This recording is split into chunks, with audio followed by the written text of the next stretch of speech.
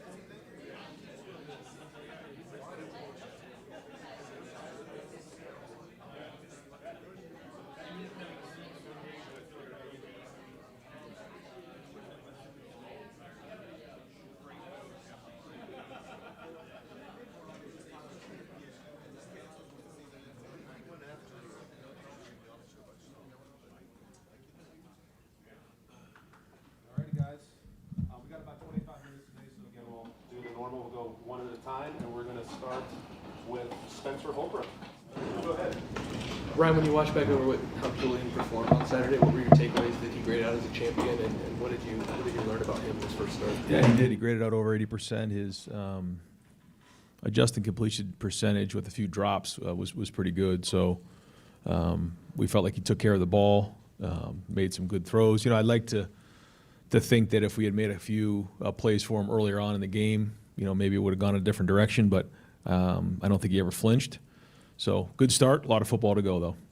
We'll go in the front row, Dave Biddle.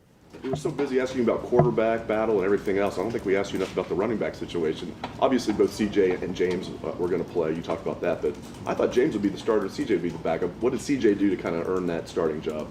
Yeah, no, they're working together, and you know we're going to need them both, just like last year, and so you know we'll continue to do that. And you know, I think James had 10 carries, and CJ, I'm not if he had more than that, but I mean we're gonna break it up and you know kind of let Locke roll those guys. But you could probably see James get more carries this week, and then maybe CJ more the next week. That's just kind of how it goes. And it was the same way with you know with Travion and Quinshon last year, and I think I looked, you know, I think Travion only carried the ball more than 10 times, like twice last year. So, you know, we got a long way to go, and we're gonna need all these guys.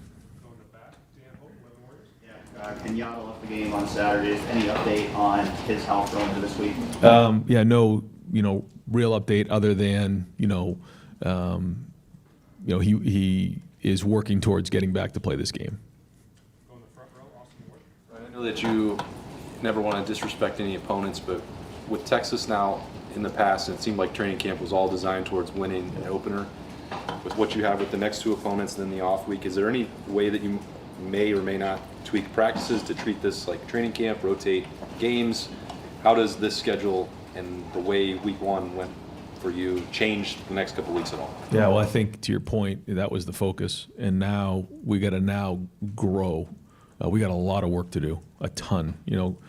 After you come down from the emotion of the game, you get back on the film and you get to work. You just realize that there's so many things that we got to improve on, and that's what the focus is going to be, regardless of the opponent. And you're going to hear the coach speak of it always is about us, but that is true. I mean, we're holding ourselves to a high standard. I think coming out of the game, we were able to build some confidence, and I think we're able to build some confidence moving forward with some guys who hadn't played a whole bunch of football. Looking back on last year's team, that starting 22, I think, had almost 700 total starts under their belt. And so when you have a bunch of guys coming in who don't have that same experience, it's different. And so I think coming out of that game, they realize they can play with anybody in the country. That being said, it is a long season. There are so many corrections that need to be made. There's a lot of improvements that have to happen in all three phases. And so, that's going to be the thing as we get back to work here. We got a team meeting at 2:30. We're going to get into our game week routine because leading up to the first game typically isn't always like a game week routine. So a lot of things to work on. And again, when you have guys who are a little bit more inexperienced, who haven't done it before, now, okay, we've won a game, but now we have to get in a routine and start bringing it every week and the consistency of what comes with that. Because again, our goal is to play all the way through January. Ryan, the first fourth down play where Julian threw it to Max and Max dropped it, Jeremiah was open. It seemed like he had three guys open on that play, and then you talked with him a little bit after that play. I'm just curious about the feedback you got from Julian on that play and throughout the game, and what you thought of what he was seeing and what you were seeing. Yeah, I thought the design was right there. I think what you want to do with a young quarterback, sort of in his first start and his first big spot right there on fourth down, is what did you see? And he said he felt the backside safety sort of running to the middle of the field. Back on film, you see him sort of running over the top on Max. Made a ton of sense to me. The fact that he thought he was running to the middle of the field in a single high look. And then, he got his feet, quickened up his feet, and put the ball on Max. It was towards the sideline, so maybe we would have liked it a little bit sooner. He was really selling the action, you could tell. So maybe, had another step or two in the fake that he could have snapped around a little bit faster, which would allow him maybe to see it a little better. But I thought he threw a heck of a ball. I mean, this is his first start ever. We got to help him out. And it's good to see he and Max connect on a pass later on. But it was a good route by Max. Jeremiah was flying. I thought the design was right. And we're trying to be aggressive early in the game. And, you hit that, who knows what happens. But that's a game of football. You got to move on, which I thought we did and he did. But when you ask him, what did you see, and you get something that makes a lot of sense, especially when you're looking at the iPad, that helps. I do think for a young quarterback, having that iPad and actually watching the film on what you actually saw and then comparing it to what was on the film does confirm some things in your mind where in the past, you wouldn't know what that looked like until you actually got on the film the next day or after the game. So I think we use that to our advantage in this game. You used the word with Brian after the game about his play calling that it was unselfish. As a coach, when do you kind of notice that in your career you learned to coach unselfish, and how important is it to realize that you may not be able to dictate a game and that you used the mantra just win last week? Like, we may have to get away from our game plan and 14 might have to be enough. Yeah, I can't sit up and say to you guys that the number one goal is to just win. If it's 14-7, we have to be really, really excited about that. I think, in college football and, before there was the playoff system, but even still now, and just being, at a place like Ohio State, there's certain things that, there's quote unquote, the look test and style points, which is a pretty dangerous place to go sometimes because the number one goal is to win. And if you get too worried about that, that can cost you a game. And so, especially in a game like this, the number one thing was to win the game. we wanted to establish an identity in terms of playing physical. I think you saw that. I think guys played hard in this game. I thought there was a physicality to the game. The execution's got to improve. We need to be more explosive on offense for sure. And I think you have to try to identify in the game what you're dealing with, and I think that for me is important. I do think the last drive when it was 14-7. I do think at that point we need to be a little bit more aggressive right there. That first run didn't quite hit right, and then they played man on second down and kind of hemmed us up, and then we're in third and long, which is bad, especially with an incompletion right there. So, I liked everything we did. I'm a part of that, so I'm being self-critical. That last drive, we got to go win the game in that moment. That being said, you got a young quarterback, so you got to keep all those things in mind. But at the end of the day, you just got to win the game and then move on and grow from there. But we know where we need to go, what we need to do, and so that's where we're going to work today. Fourth row middle, Patrick Murphy. Ryan, you talked before the game about how many times you sort of envisioned this game in your mind. How much did it play out like you thought, and how much maybe does what you thought before the game sort of dictate what you did during the game, if that makes sense? Yeah, I think if we felt like we were getting off the field on defense and playing good defensively, we wanted to limit the possessions that they had, which I think we did. Certainly that long drive, we ate 8 minutes off the clock. They used to say that like time of possession is one of the most overrated statistics. So not really, not when you're in a game like that and you're trying to keep a really good offense off the field, really good players. Once you get into halftime, that's kind of when you start to figure out, all right, where are we? We're up by 7. We feel like we're playing good on defense. We are getting some movement, up front. We're playing physical on offense. At some point we're gonna have to take a shot or two, and then see what happens there in the first 4 minutes of the third quarter. Didn't like the way we played in the first 4 minutes of the third quarter. We can do better there. There's a lot of things that we can execute better, and if we do, again, the game can change real fast. I thought we won. We talk about the middle 8. We won those first 4 minutes, but we didn't win those second 4 minutes. So we deferred, and we got the ball to start the second half, and I thought we could have done better there. So going back through the film, a lot of corrections we need to make to get better, and again, that's all great lessons to learn coming out of a win against an opponent like that. But nonetheless, the issues are still there. Go to the left, Joe Nugent. On the touchdown pass, what did you make of the effort by Will Kazmarek? It looked like he had his hands full, but certainly got the job done. Yeah, that wasn't the only play that he had where he was playing really physical in this game.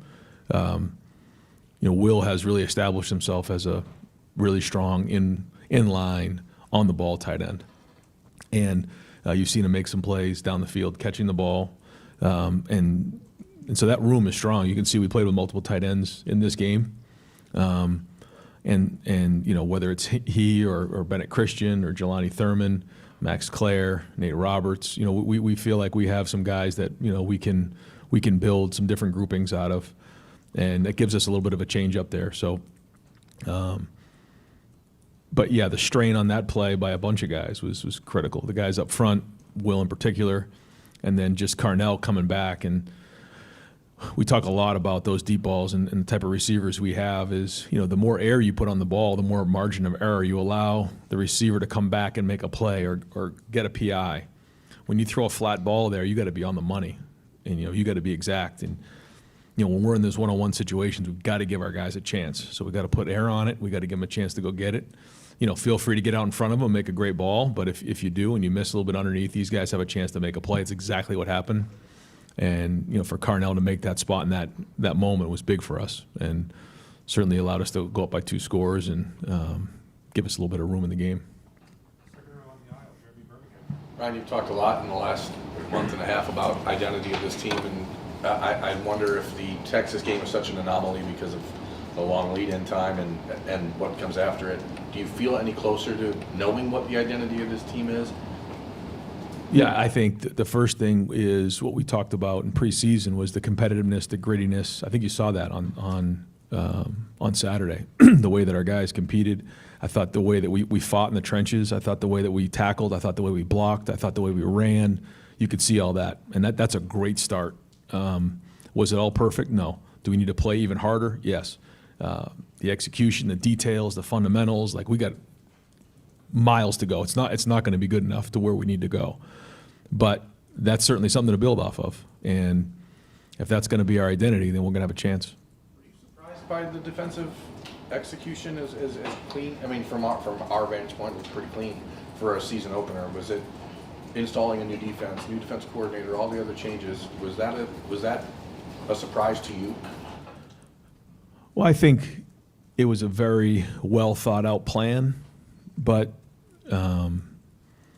these weren't all of a sudden brand new coverages. There's only so many coverages you can play. You can play 1, 2, 3, 4. I mean, there's only a few of them. And when you're talking about great coaches like Tim Walton, Matt Guerrieri, James Laurinaitis, Larry Johnson, I mean, these guys know our players and they know how to coach. So, when Matt comes in and kind of, has some wrinkles and different thoughts on how we want to attack it, they all work together in there. Now, that sounds great, but the players have to go put it on the field. And I think that's where the credit really needs to go. I mean, certainly it was a great plan, and you got to give our coaches a lot of credit, but to see a guy like Jermaine Matthews, and he was all over the ball. There's a lot of great defenses out there, but you got to go put it on the field. And a guy like Caleb Downs organizing and talking and communicating and making sure guys are in the right spots. The guys up front fighting their tail off. Arvell and Sonny filling the holes, Peyton Pierce.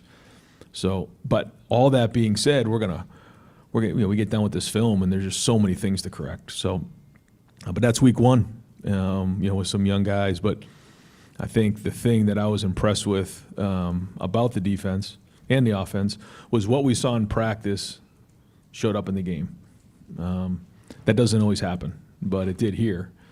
And the more I thought about it, I think about the recruits who were at the game.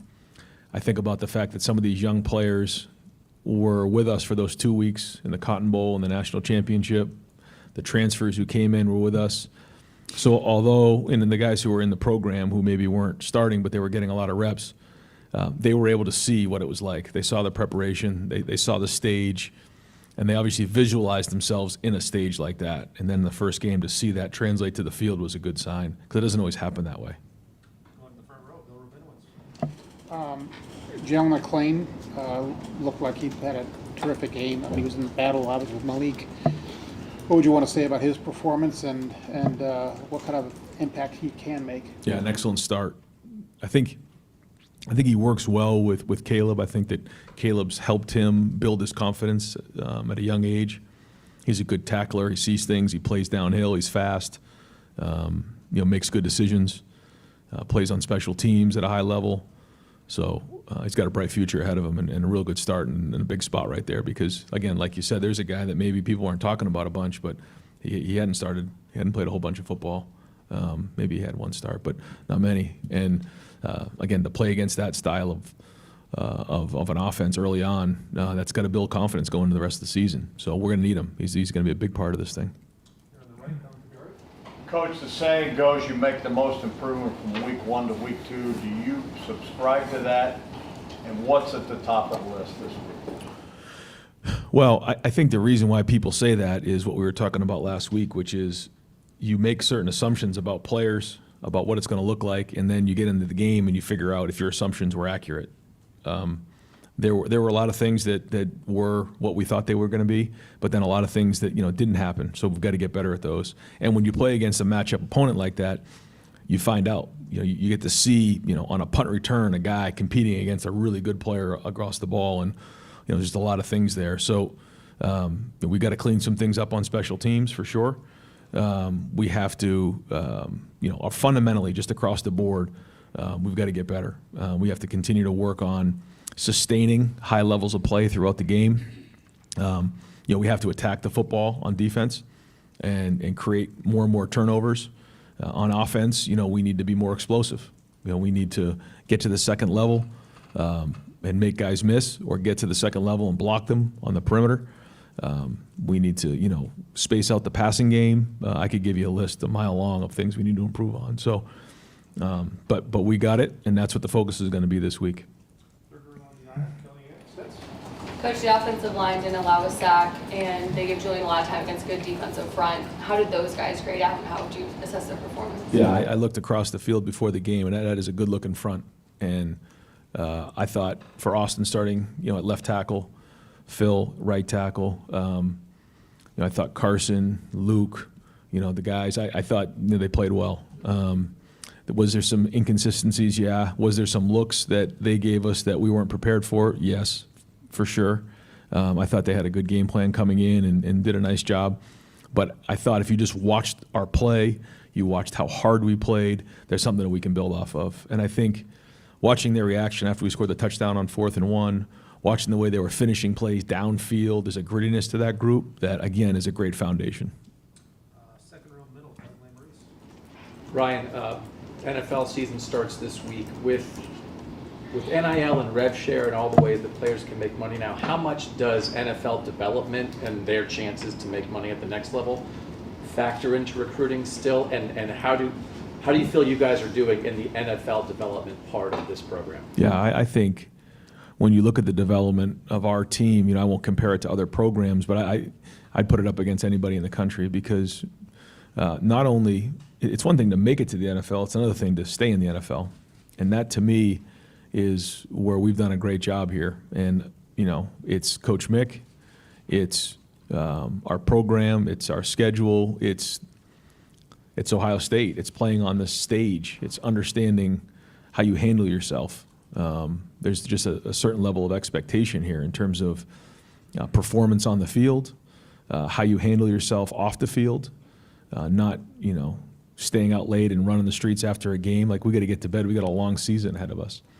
An excellence to preparation, professionalism in and out of the building. I think all those things add up, and I think we're somewhere around the mid-50s in terms of Buckeyes in the NFL right now.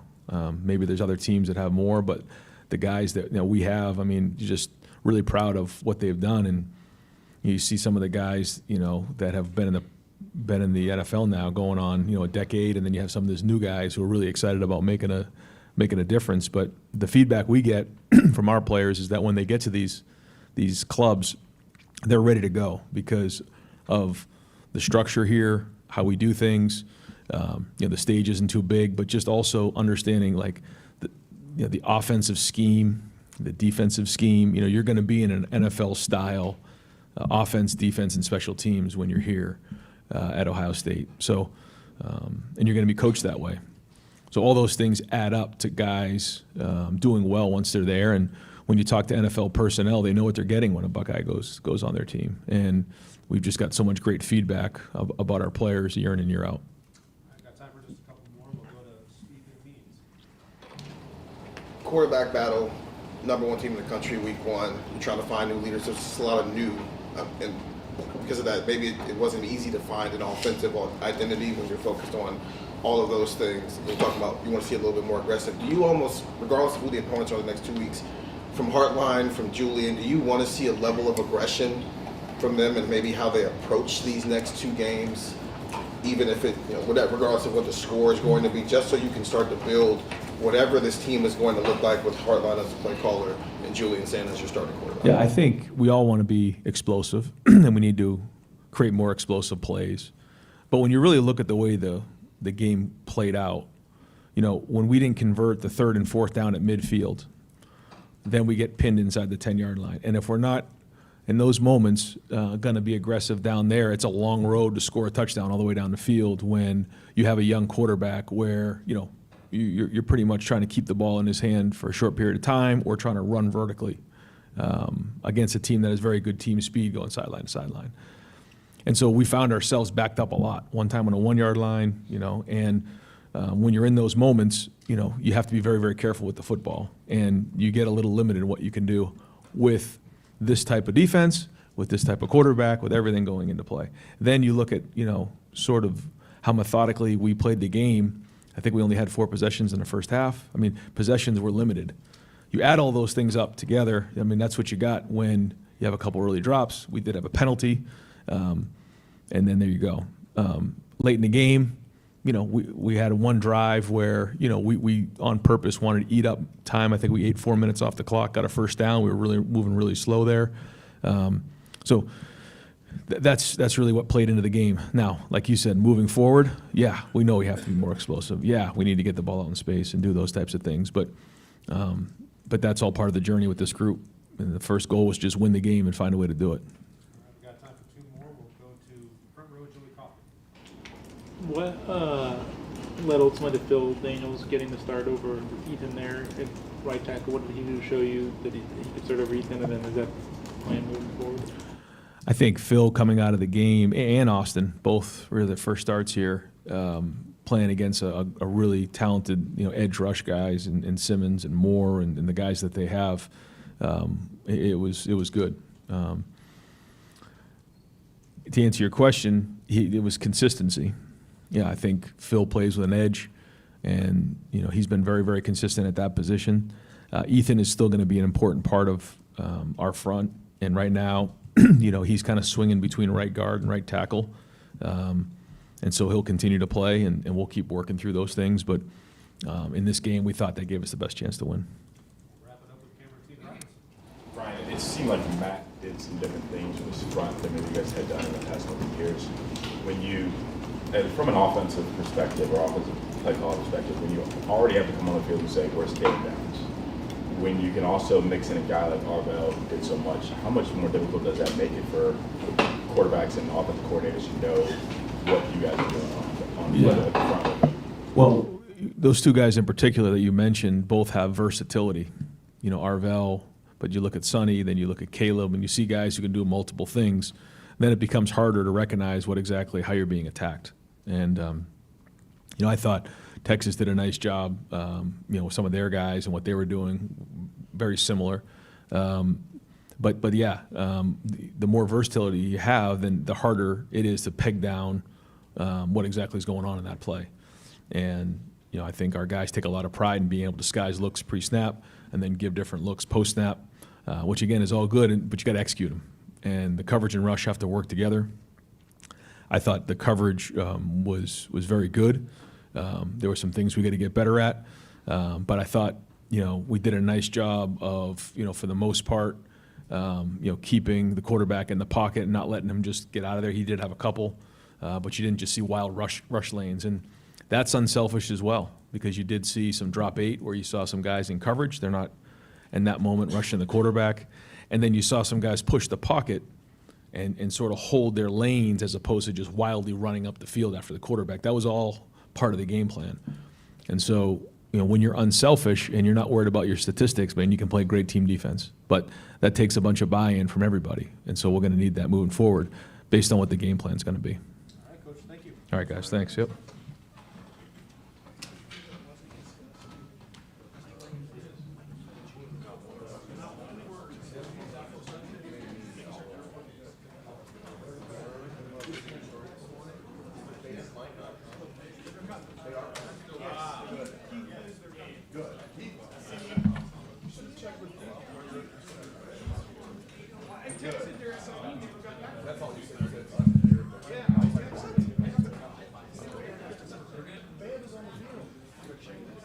Yeah, folks, we need to be off the turf at, let's say, 1.